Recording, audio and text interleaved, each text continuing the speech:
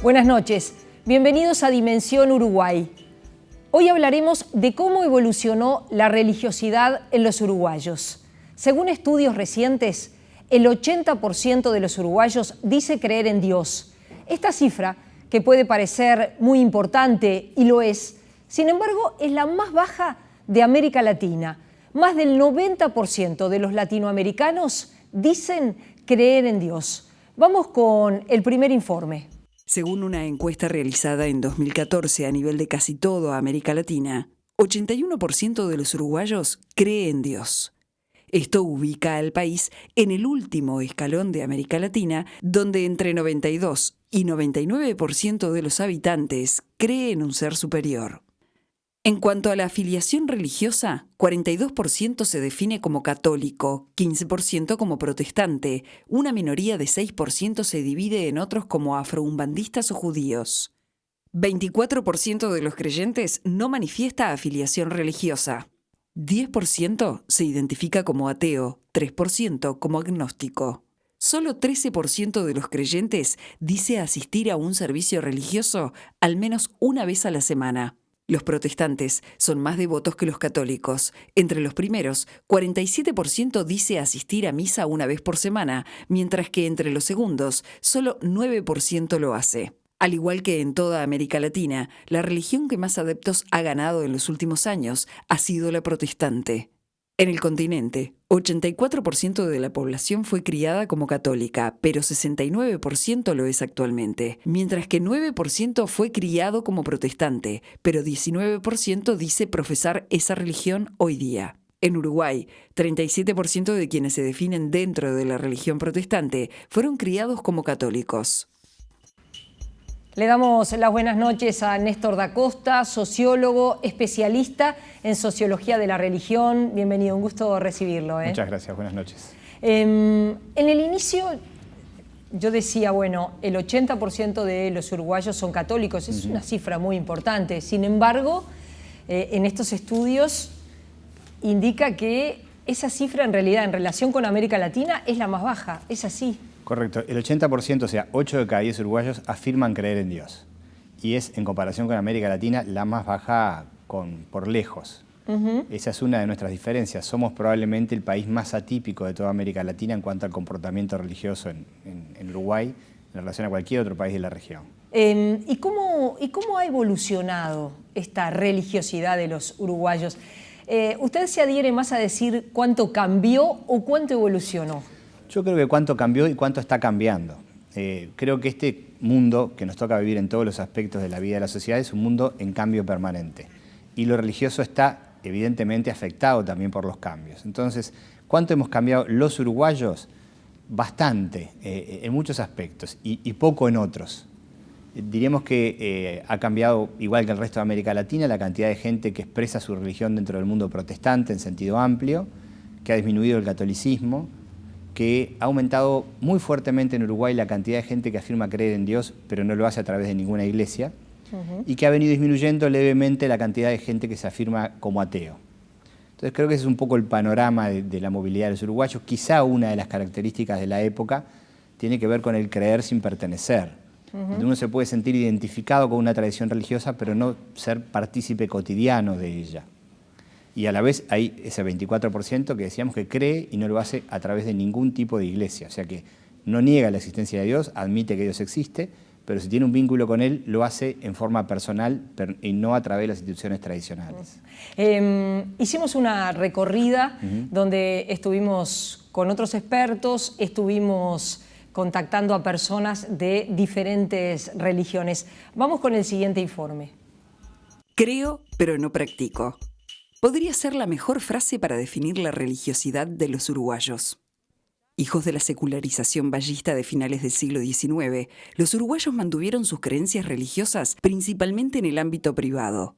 Sin embargo, la aparición de nuevas iglesias, cultos y tendencias religiosas han cambiado la forma en que los uruguayos se relacionan con la religión. Los católicos uruguayos, antes que católicos, también son uruguayos y viven en un mundo donde la religiosidad ha cambiado en todos los aspectos. Y eso también ha pasado dentro de la iglesia. Es decir, de hecho, estadísticamente a nivel mundial, la tendencia que más crece en el mundo es los religiosos que se llaman sin adscripción religiosa, es decir, el desafectarse de la institución. Es decir, yo tengo mis creencias, pero a nivel mundial es esto, pero no tengo una relación tan directa o íntima dentro de la institución, sea la que sea. Hoy me parece que hay otra libertad, o está ganando terreno una visión de poder expresarlo públicamente, entendiendo que la laicidad debería ser justamente la expresión libre de todas las confesiones religiosas, tanto del ámbito privado como del ámbito público. Cambió la forma de vincularse de los uruguayos judíos con la religión. Quizás en dos perspectivas.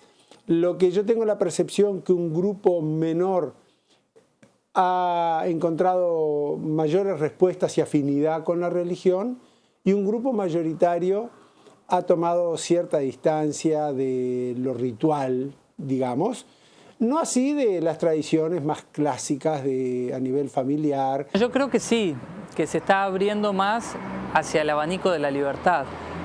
Veo una experiencia de mayor respeto y me parece como sociedad que es muy bueno que podamos comprender que cada uno tiene el sistema de creencias que necesita. A pesar de esto, Uruguay no es ajeno al crecimiento de las iglesias evangélicas pentecostales, que también vive el resto de América Latina.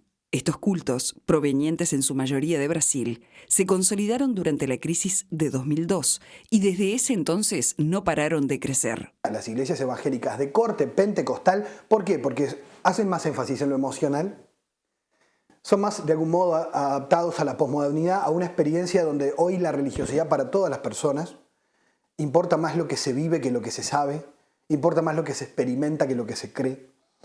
Y entonces, por lo tanto, la religiosidad va mucho más por vías emocionales, experienciales, que por cuestiones de adhesión intelectual o de creencias puntuales, dogmáticas, ¿no?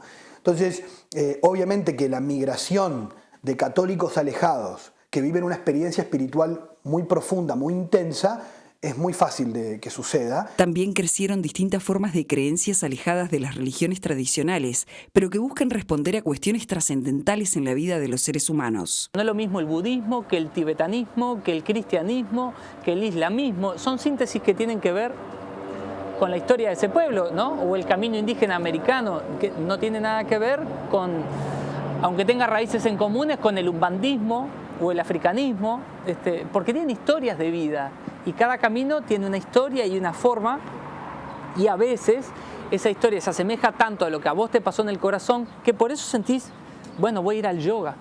Lo mío es por el lado de la medicina china o del hinduismo, o soy católico, porque tiene que ver conmigo, con qué lado, ¿no? Hace una síntesis que se asemeja conmigo mismo. Hoy aparecen en manifestaciones que no son tradicionalmente religiosas.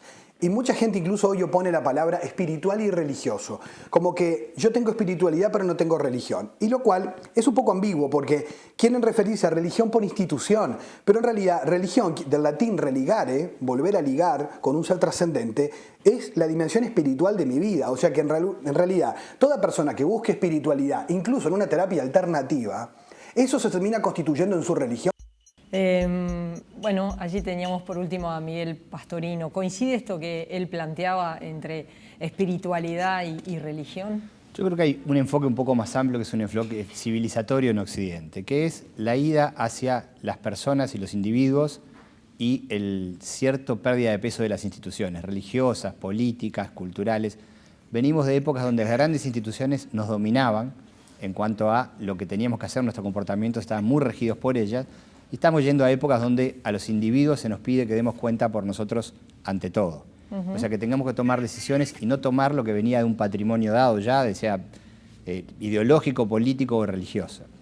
Entonces, la humanidad está yendo en Occidente hacia el individuo. Esa forma de ir hacia el individuo y de alguna forma desinstitucionalizar hace que las vivencias tiendan a vivirse, valga la redundancia, en forma personal, en forma experiencial. Y que lo natural sea como que lo que debemos hacer los seres humanos en la modernidad tardía, en la posmodernidad, es comportarnos individualmente y hacer nuestra propia experiencia de búsqueda, más que tomar, valga la expresión, un paquete de verdades y decir creo en ellas, ¿no? El ser humano de hoy, para expresar su fe, conjuga, aún el que está dentro de una institución religiosa, el cuerpo de verdades de la institución y sus propias búsquedas, sus propias reelaboraciones, en función de su propia experiencia y práctica, ¿no? Entonces estamos en un momento de cambio hacia el individuo que evidentemente hace que las instituciones no tengan la influencia que tenían las personas que tenían antes. Y respecto a los pentecostales, ¿qué diferencia hay entre esta iglesia pentecostal y la iglesia evangélica tradicional? Claro, yo haría una triple distinción. A ver. Los protestantes históricos, aquellos que devienen de la reforma luterana, calvinista, etcétera, ¿no? Que iglesia metodista, valdenses, que si bien vienen de antes se sumaron allí, etcétera. Las iglesias pentecostales que nacen con lo que fue el gran avivamiento del principio del siglo XX en Estados Unidos, como Asambleas de Dios, y las iglesias que podríamos llamar neopentecostales, que son de los 70, del siglo pasado, en adelante, ¿no? La Iglesia Universal del Reino de Dios y tantas otras que hemos visto, que vemos acá en Montevideo. Son como tres formas de vivir el cristianismo protestante. Las neopentecostales, que son las que más visibilidad tienen, son las que más han crecido, son las que más ocupan el espacio protestante, han puesto mucho el énfasis en lo práctico de la vida de la gente, no en elaboraciones teóricas o teológicas complejas, sino en cómo Dios se relaciona con su vida cotidiana y la persona se relaciona con Dios. En una lógica que tiene que ver con lo que algunos llaman la teología de la prosperidad. En la medida que yo me acerque a Dios, Dios me prospera aquí y ahora, no en el más allá. Entonces tienen un nivel de respuesta a búsquedas personales, de trascendencia, de sentido frente a los asuntos importantes de la vida, el amor, el trabajo, la seguridad, la familia, el sentido, ¿no? Entonces ahí tienen como una respuesta completamente distinta, con énfasis muy distintos a los que tienen las iglesias más tradicionales, ya sea protestantes o también la Iglesia Católica. Y respecto a la Iglesia Católica, ¿ha disminuido de forma significativa la cantidad de militantes que tiene? Es muy difícil definir qué es un militante. Hasta hace unas décadas se pensaba que los creyentes que se definían como católicos y los practicantes debían ser cercanos, ser la misma cantidad. Y las investigaciones desde hace ya unas décadas muestran que no, que hay una distancia entre aquel que se define como católico y aquel que está involucrado activamente en una experiencia de la Iglesia Católica. Incluso distinta a ir solo al culto, que también, como decía el informe al inicio, es mucho más bajo. O sea que el mundo católico es un mundo plural, donde adentro uno encuentra probablemente una gran mayoría que no asiste a prácticas de la Iglesia, otro grupo que tiene algún tipo de vinculación esporádica y otro grupo más pequeño, que es el que tiene una especie de vinculación militante, podría ser la palabra, o quizá mejor, de pertenencia activa, ¿no? Entonces, ese es el conjunto del mundo católico hoy en día para comprenderlo, ¿no? Y se aleja mucho ese 41% que se define como católico en Uruguay, de un 10, 12, 5, no está cuantificado lamentablemente, que son partícipes activos de alguna experiencia dentro de la Iglesia Católica. Cuando conversamos con el profesor Miguel Pastorino, él planteó cuestionamientos a las encuestas, a cómo es que se le pregunta a los uruguayos. Vamos a ver lo que decía. ¿Cómo no? En el Uruguay se habla de que más del 81% cree en Dios, quiere decir hay religiosidad. Sin embargo, cuando se hacen estudios estadísticos se dice, no, en el Uruguay el más del 60% es agnóstico.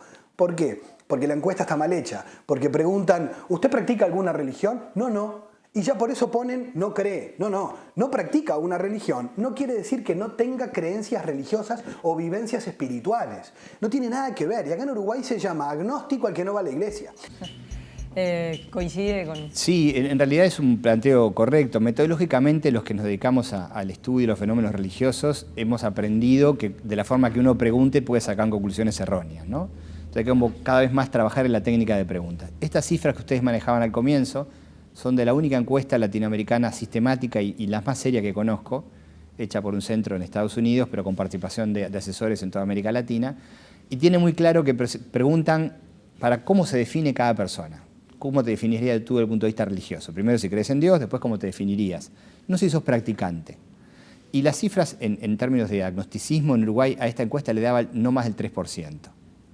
O sea que si uno pregunta si estás vinculado a una iglesia vas a sacar una cifra, si uno pregunta si la creencia en Dios es otra, si uno pregunta ateos es una cosa, y si junta ateos con agnósticos y con practicantes sin iglesia, para mí es una operación incorrecta, pero muchas veces se hace apresuradamente. Es evidente que las instituciones religiosas están cuestionadas. Por eso también creo que la distinción que tú hacías y que hace Pastorino se acerca a lo que pasa realmente con la gente, ¿no?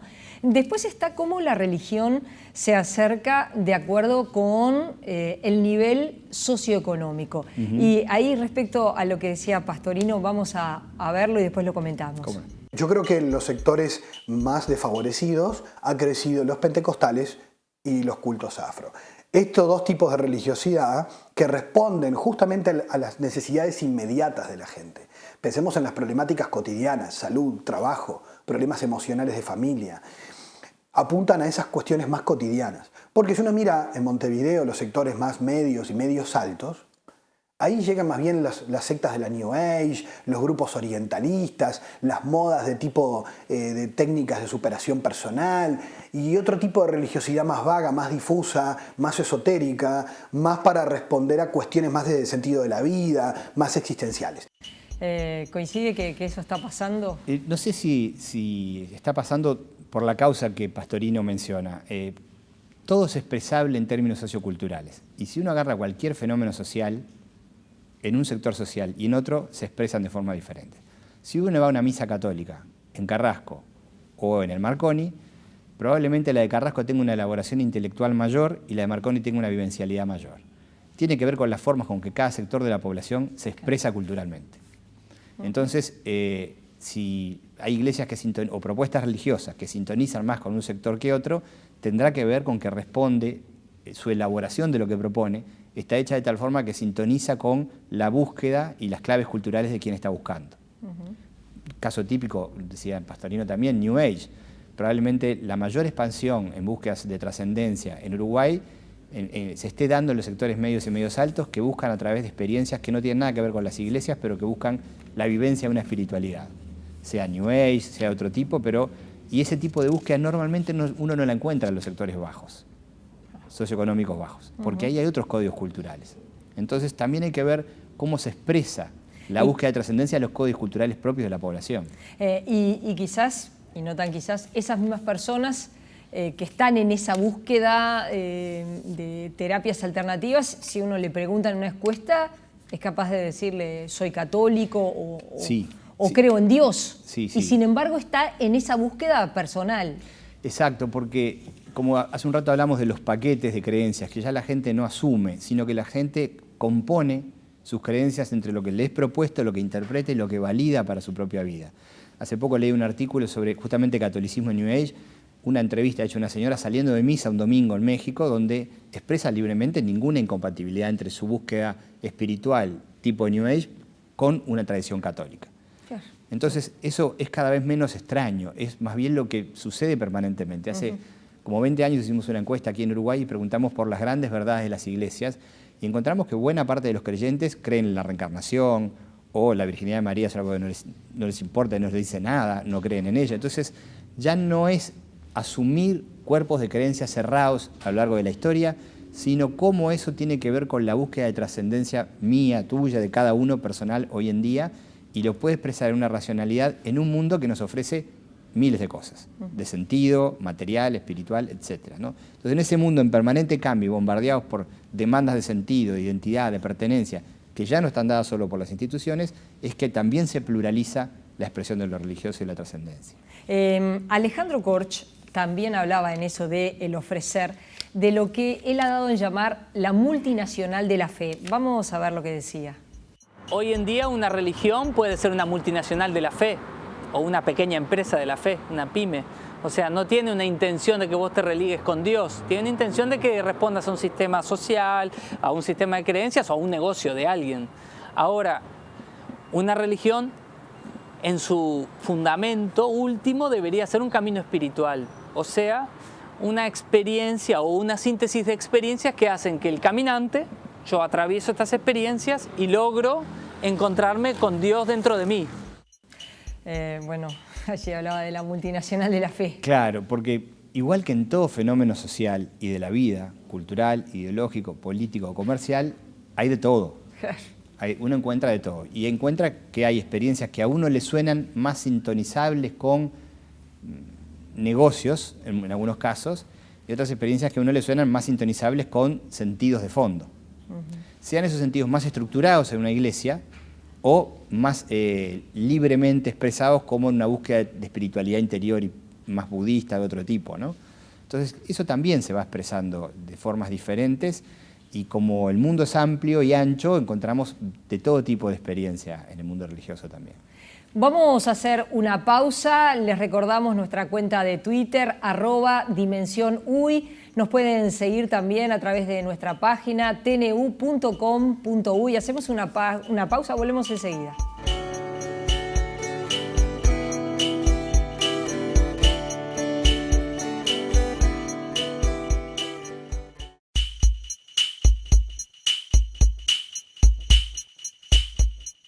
Yo de chica tuve experiencia de Dios Padre, pero hace pocos años conocí lo que es el Espíritu Santo y Jesucristo, pero de conversión personal que nadie me lo explicó.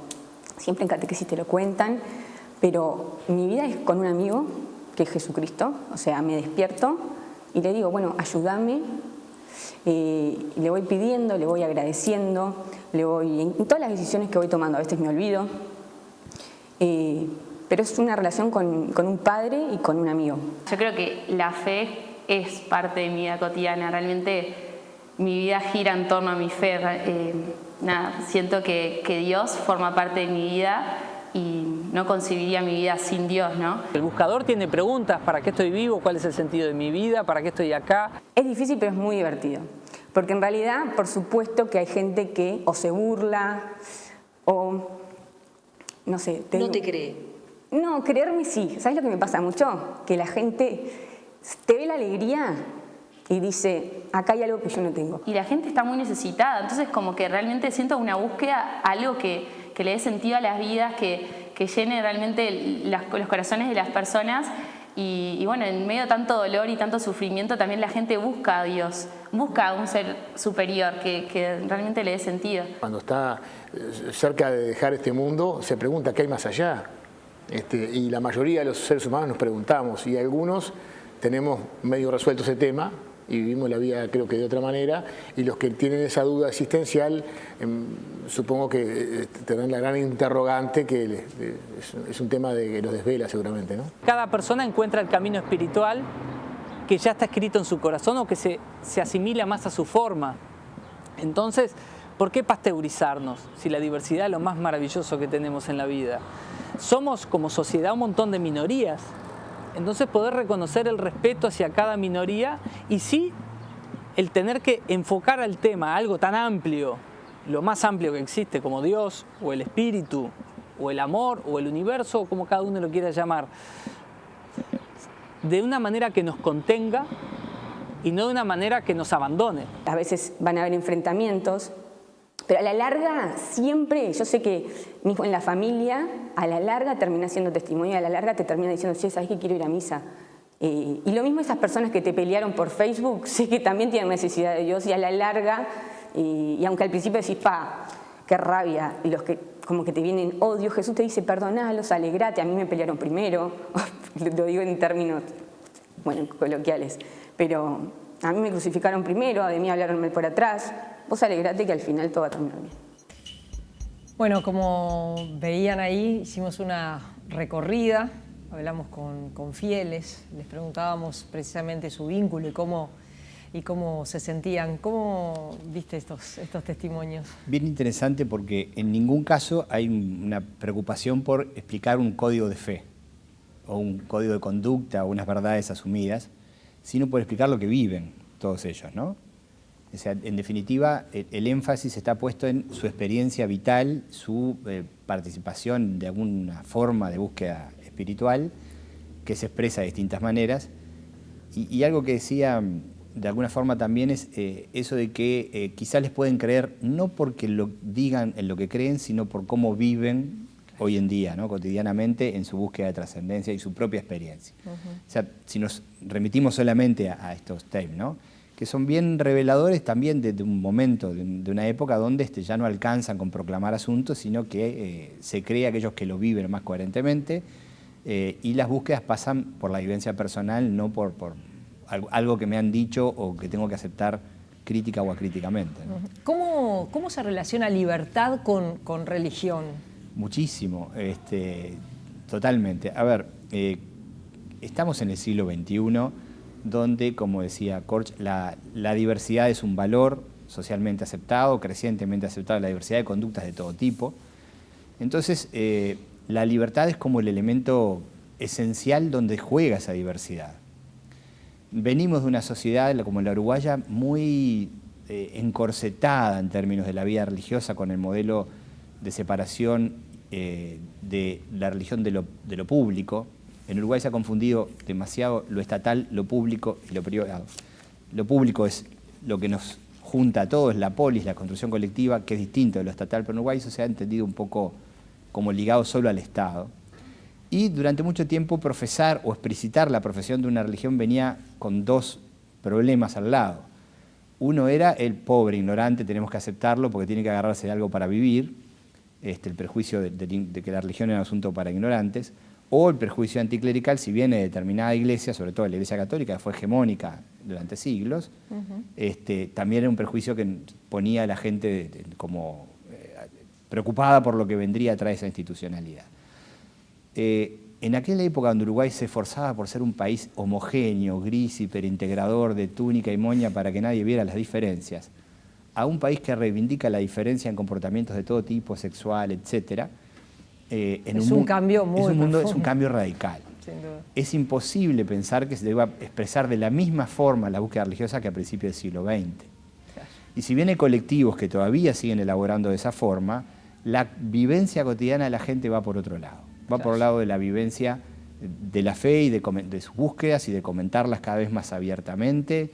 Todo tipo de búsquedas, de grandes o pequeñas o distintas minorías, como decía Korch, que uno ve rápidamente. Uno siempre se pregunta últimamente si nosotros asumiéramos el mismo criterio que para la diversidad sexual en cuanto a promoción legal y respeto que asumimos para lo religioso, si asumimos el mismo criterio, tendríamos otra forma de pararnos como sociedad si lo asumiéramos como derecho, más de respetar y promover, que es un poco quizá el caso del mundo anglosajón, británico específicamente, donde el punto de partida es me interesa lo que mi ciudadano hace y cree, y si hace y cree yo lo promuevo. No es estoy preocupado porque me copen el Estado y que se vuelva todo el mundo creyente de algo que yo no creo. Esa es la visión uruguaya que viene de principios del siglo XX, ¿no? Y respecto a la relación con la pobreza, con los distintos énfasis que existen sobre cómo concebir este tema. Ahí el abanico también es muy amplio, ¿no? Uno puede encontrar quienes ven en la pobreza un castigo y por lo tanto hay que alejarse de él rápidamente y la forma de alejarse puede ser lo que decíamos hoy, la teología de la prosperidad, me aleja de la pobreza, me ayuda a crecer económicamente en la vida. Hay quienes ven en la pobreza un llamado especial de sensibilidad y solidaridad con los sectores más pobres de la población y así lo expresan con obras sociales, con inserción, con acciones concretas. Hay quienes la pobreza no les deviene de ningún mandato de su búsqueda espiritual, probablemente las búsquedas espirituales más aisladas, que no tengan un correlato o una necesidad de vuelco social a la comunidad, la pobreza no les juegue un rol tan importante y les juegue más el estar contentos, conformes consigo mismo, y menos con los demás.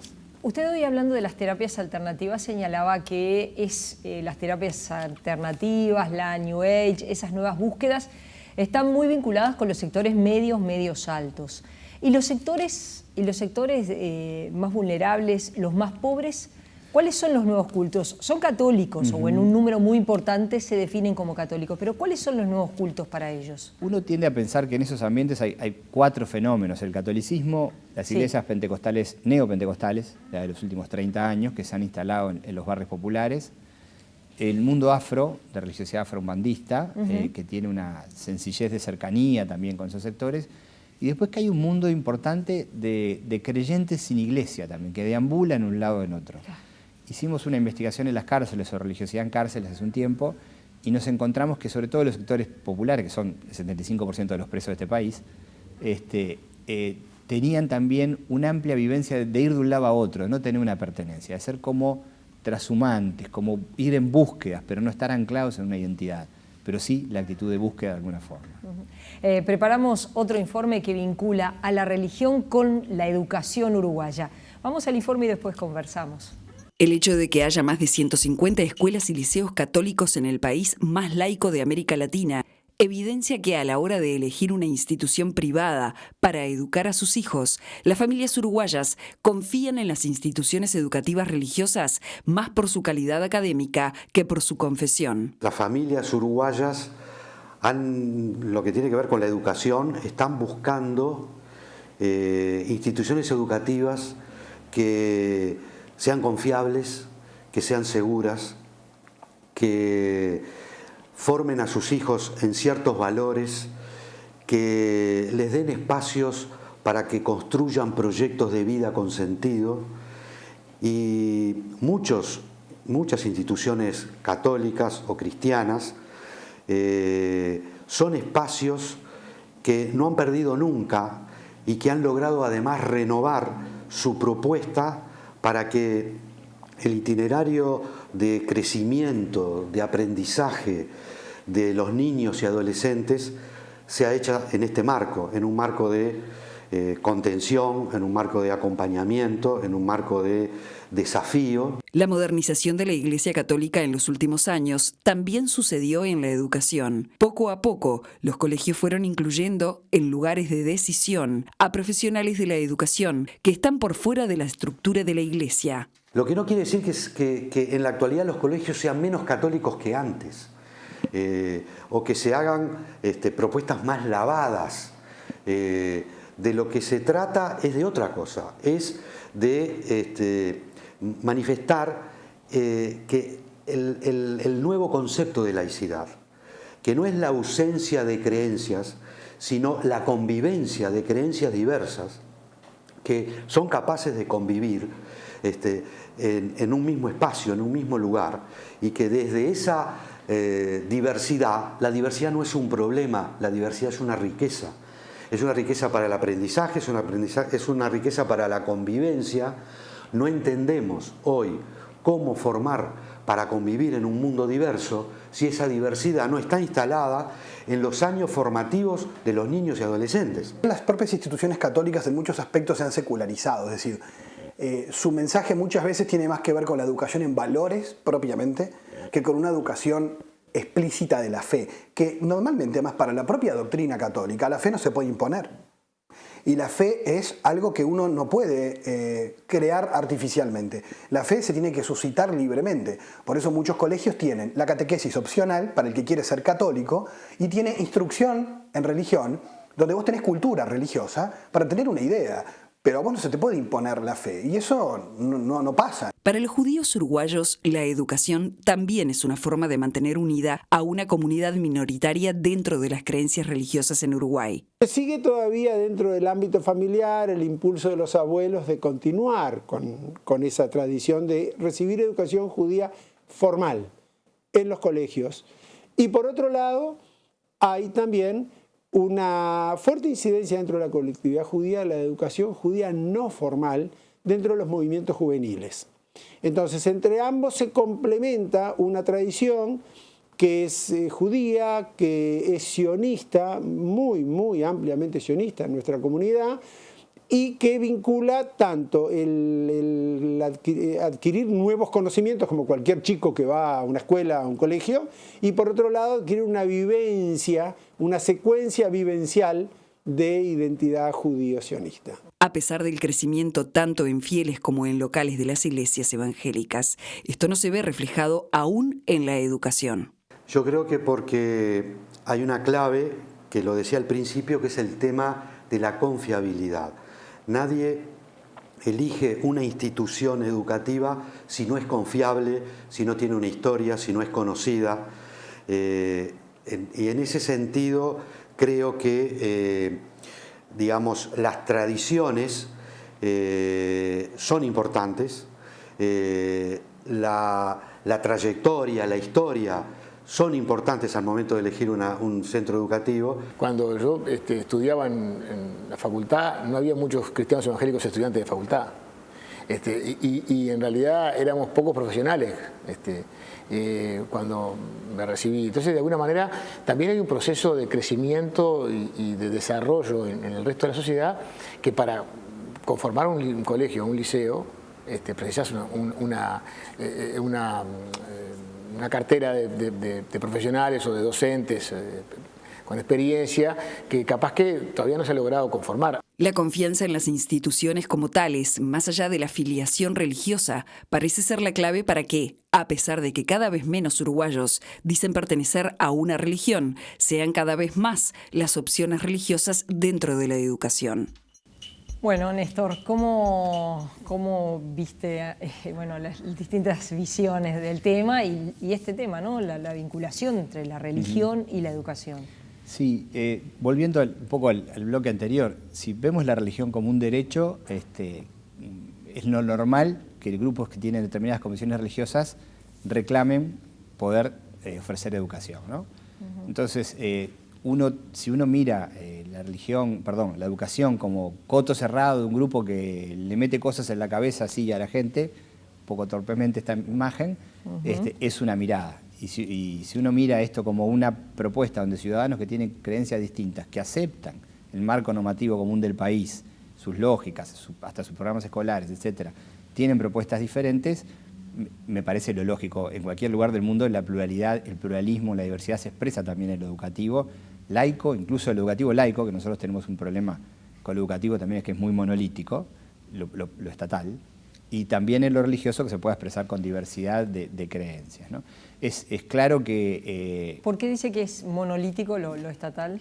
Hay un programa solo para todos los colegios, para todas las escuelas, para todos los liceos, no hay una diversidad de métodos de enseñanza, de propuestas diversas, que ensayando podamos como país ver cuál aporta más en circunstancias diferentes. El programa es el mismo en Belén, en Bella Unión, que en Carrasco. O sea, tenemos una imagen muy uruguaya, muy cerrada, muy monolítica de lo que hay que hacer en educación, de lo que hacemos, no sé de lo que hay que hacer. Y también la diversidad existe. Que no nos está dando mucho resultado. Sería otro capítulo, pero más bien que ninguno. Estamos muy mal en eso, ¿no? Pero sería bueno, ya que estamos en el tema, recoger la diversidad también dentro del sistema educativo, aunque no hablemos de lo religioso. Hablar del sistema religioso, educativo público. Volviendo al tema religioso, es cierto que los grupos religiosos hacen propuestas educativas, primero porque algunos llevan 400 años educando, algunos grupos religiosos, ¿no? en el mundo. O más, con propuestas que han ido trabajando en el tiempo y viendo cómo mejorar. Es cierto que muchos padres no eligen el colegio católico, que son la mayoría, simplemente para que el hijo salga católico, para llamarlo de alguna forma burda, sino que los eligen porque o en su doctrina o en sus propuestas hay valor agregado humano, de valores. Creo que está vinculado más precisamente con los valores. Claro. Lo que recién un poco también decía Pastorino, ¿no? Digo, decir,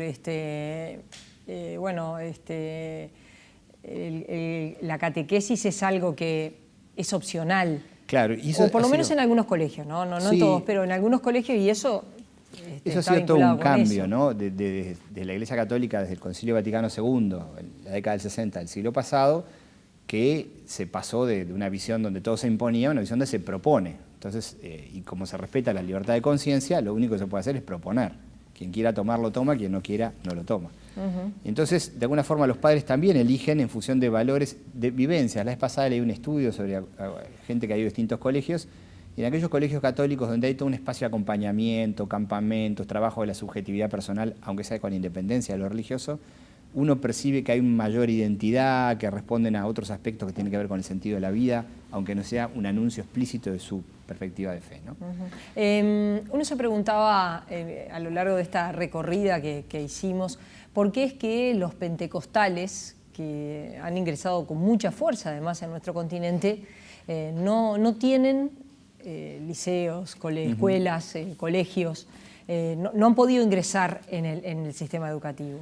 Sí, yo no escuché que se lo hayan planteado siquiera. Entonces, además son instituciones relativamente jóvenes, tienen 40 años o menos.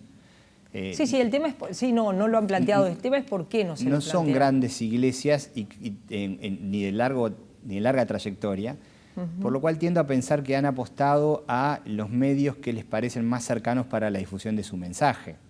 Los medios electrónicos, los medios de comunicación masivos, como una de las enfoques fundamentales. En muchos casos ellos no tienen lo que se llama socialidad horizontal, es la relación con Dios a través del pastor, pero no hay grupos que se reúnan entre sí, van al culto Entonces no hay una comunidad. Y además que, a hay partir de lo libertad. cual- Hay libertad como para dejar que la gente piense lo que quiera, porque cuando uno abre un colegio, hay una base que es de libertad. Sí, yo no solo en las iglesias pentecostales, pero tiendo a pensar que la apertura de un colegio en una sociedad pluralista implica necesariamente libertad, ¿no? Implica Claro. un grado de libertad que sea de la confesión que sea, sería apartarse de un valor tan central para la convivencia de la sociedad que sería sancionado socialmente, no sería atendido, ¿no? Claro. Sobre el tema también conversamos con el profesor Pablo Cayota. Vamos a ver lo que decía. Somos absolutamente contrarios a cualquier tipo de adoctrinamiento. Es la antítesis de lo que es un proceso educativo, un proceso liberador. Se trata de que cada uno, desde sus convicciones, desde su lugar, construya su proyecto de vida, sus convicciones, por supuesto conociendo diversidad de propuestas, las que encuentran la familia, las que se les pueden encontrar en el colegio. Allí teníamos entonces lo que decía Pablo Cayota. Claro, es que es impensable proponer a la colectividad uruguaya, a la sociedad uruguaya, colegios que no admitan la libertad de pensamiento. Es como lo opuesto a educar, ¿no? Entonces, y además la sociedad no lo toleraría. No sería un valor compatible con la sociedad uruguaya, con la sociedad democrática, pluralista. Entonces, creo que pensar en adoctrinamiento, además, el adoctrinamiento es lo que es una especie de palabra difícil de definir, pero sería como meter contenidos en forma forzada, olvidando la propia voluntad de la gente, ¿no? Sí. Es muy difícil las sociedades abiertas, eso es típico de las sociedades más totalitarias, más cerradas, donde la posibilidad del disenso es mucho menor. Acá el valor es el opuesto, entonces, ¿por qué mandar a un hijo a un colegio laico o confesional donde adoctrinen para una filosofía o una ideología en una sociedad plural? Es como poco valorado y poco realista de realizarse, ¿no? Sobre este tema le preguntamos también a Roberto Sijón de la religión judía. Es muy interesante destacar el rol de la escuela pública en aquellos años. No había escuelas judías de tiempo completo. Entonces las escuelas judías eran solamente parciales y todos íbamos a la escuela pública, absolutamente todos. No había liceos judíos porque todavía no se habían desarrollado y todos fuimos a liceos y preparatorios públicos. De ahí la fantástica integración de la comunidad judía a lo largo de los años. Luego, con la inserción de liceos, que incluso hoy a nivel público son a tiempo completo, se volvió a dar que los chicos que van al colegio judío, bueno, pues hacen liceo, escuela, liceo preparatorio también en el instituto judío. Y hay como otra vez un pequeño encerramiento en una burbuja especial. Sijón hablaba de la primera corriente, de la primera ola migratoria, cuando todavía estos colegios judíos, como él señala, no existían y Claro. Todos iban a la escuela pública. Después eso se modificó. Sí, además la colectividad judía tiene un rasgo diferencial en relación a otras religiones. Es una nación y una identidad, aparte de una religión. Entonces, el cuidado de esa tradición milenaria, para ellos es algo muy fuerte. Seguramente si en aquel momento hubiera habido colegios judíos, probablemente buena parte de ellos hubiera ido, o si fuera de libre opción económica en aquel momento, ¿no?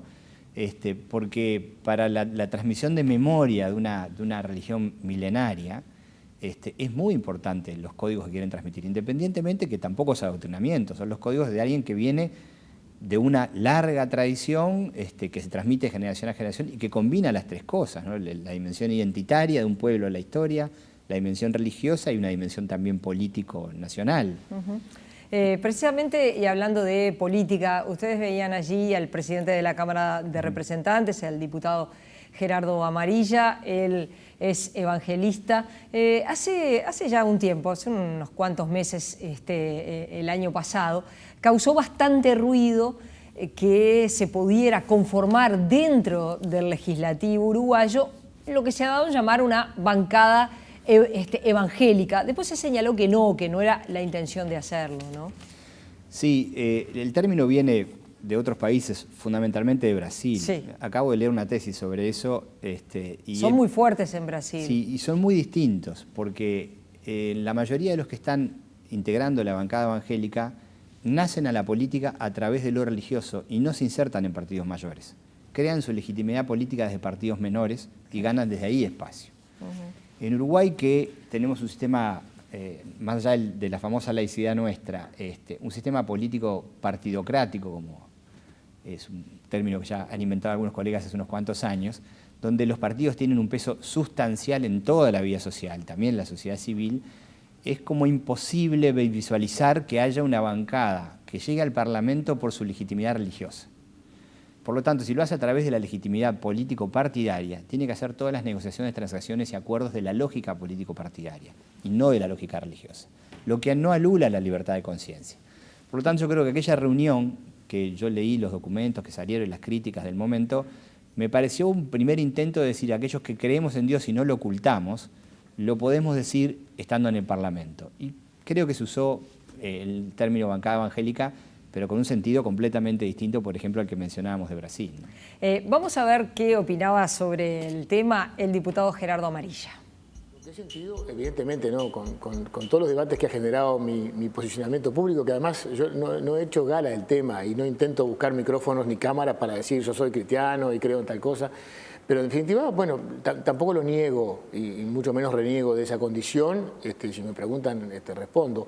Y eso ha generado un ida y vuelta con mucha gente que se ha visto identificada con estos valores y con estos principios y que, bueno, me parece que en definitiva es positivo para la democracia. Más allá de que después me puedan votar o no me puedan votar, porque eso creo que va por otro carril, me parece. Pero que hay mucha gente que se ve representada cuando uno se para firme con determinadas posiciones. Bueno, allí tenían a Gerardo Amarilla, ¿no? Sí, yo tengo la sensación que comentábamos recién, evidentemente lo han expresado dentro de partidos.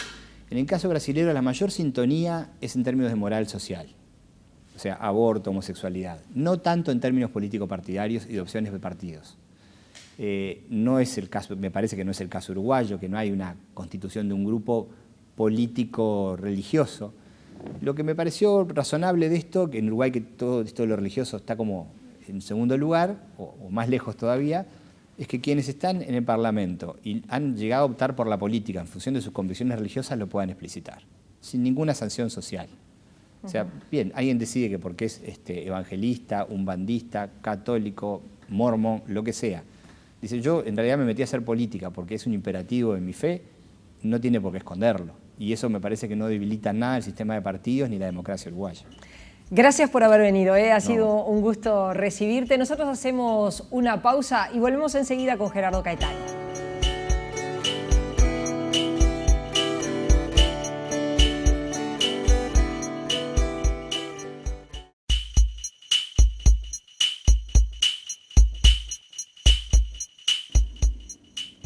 Les recordamos que nuestro programa lo pueden seguir por nuestra cuenta de Twitter, @dimensionui, también por nuestra página tnu.com.uy y que este programa se repite todos los sábados 17:30. Ahora sí le damos la bienvenida, las buenas noches. Gerardo Caetano, ¿cómo estás? ¿Qué tal? Buenas noches. Bueno, ¿cómo ha evolucionado, cómo ha cambiado la religiosidad de los uruguayos? Tratábamos de, con Néstor da Costa, hacer una panorámica de cómo es hoy esta religiosidad que, bueno, él mismo decía, ha cambiado y mucho.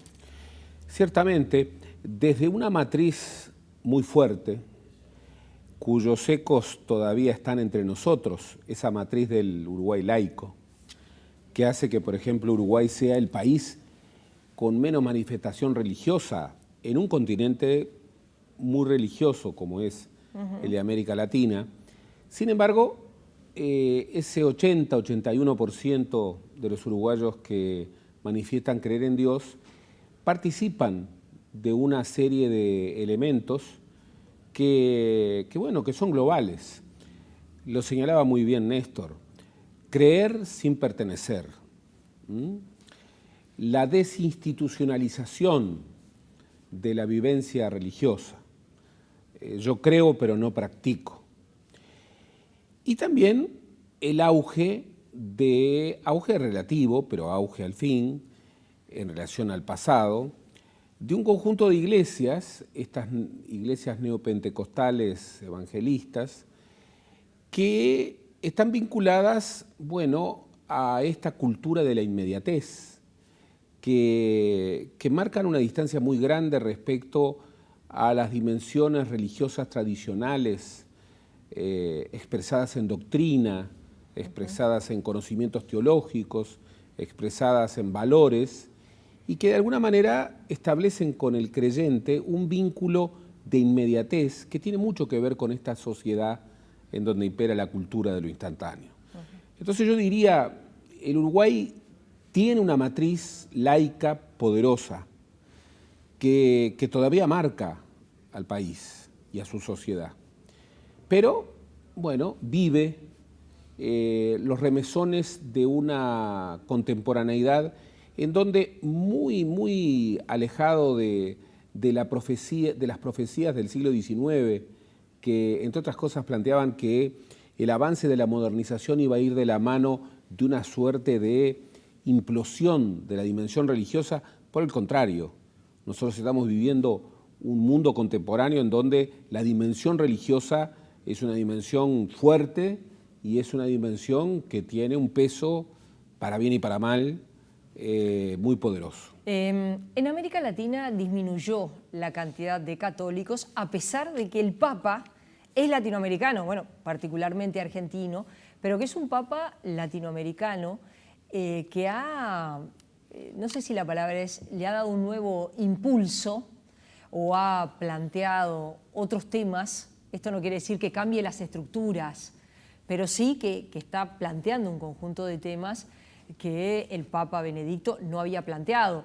Sin embargo, los datos, las cifras hablan de menos católicos en el continente, ¿no? Y bueno, allí tal vez tengamos una de las razones del cambio, de por qué tenemos un Papa hoy latinoamericano.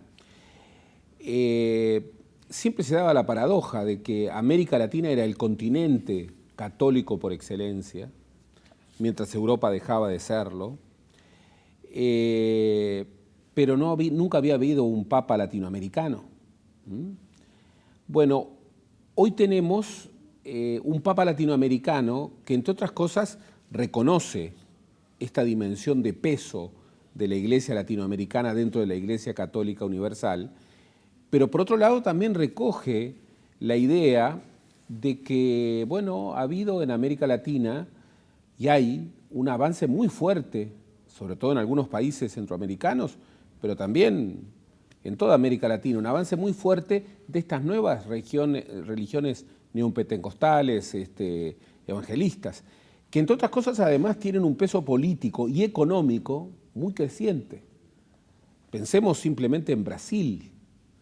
Brasil, un país católico tradicionalmente, y sin embargo hoy tiene una bancada evangelista muy poderosa, que por ejemplo ha tenido un rol muy decisivo y seguramente seguirá teniendo un rol decisivo en los acontecimientos tan impactantes del Brasil contemporáneo. También la elección de Francisco tiene mucho que ver con una iglesia católica que de estas últimas décadas para acá está viviendo situaciones muy difíciles. Los escándalos de pedofilia, los escándalos sexuales, bueno, fueron motivos... En menor medida, pero también el Banco del Vaticano, el pedido del Papa Francisco de transparencia, la aparición de comisiones de investigación sobre los dineros que allí se mueven en el Banco del Vaticano. Y el peso gigantesco y no muchas veces santo de la curia romana, que por cierto no ve con muy buenos ojos a Francisco, todo eso tiene mucho que ver con la elección de un papa como Francisco, que es un papa que está en más de un sentido revolucionando a una iglesia que necesita revolucionarse, pero que también está generando sus descontentos. El Papa Francisco muchas veces me da la impresión de que es más popular fuera del mundo católico que dentro, no del mundo católico en general, sino del mundillo católico del Vaticano. No creo que sea muy popular dentro del Vaticano. Y respecto a, tú decías, bueno, en Brasil hay una bancada evangélica muy fuerte, No es el caso del Uruguay, aunque hay diputados evangélicos. Sin embargo, la conformación de una bancada evangélica, por lo menos en ese mundillo que vos decís que podría ser el de la política, no está bien visto. No está bien visto, pero ha tenido sus crecimientos.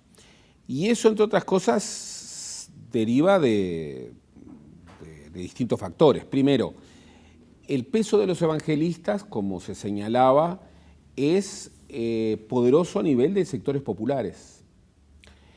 El peso de los evangelistas tiene peso económico, dimensión económica. Los evangelistas tienen riqueza. Y, bueno, presencia en los sectores populares y riqueza en política, bueno, son dos factores que pesan, y mucho. Sin embargo, yo creo que fundamentalmente la bancada evangelista tiene su presencia en el Partido Nacional. En el Partido Colorado,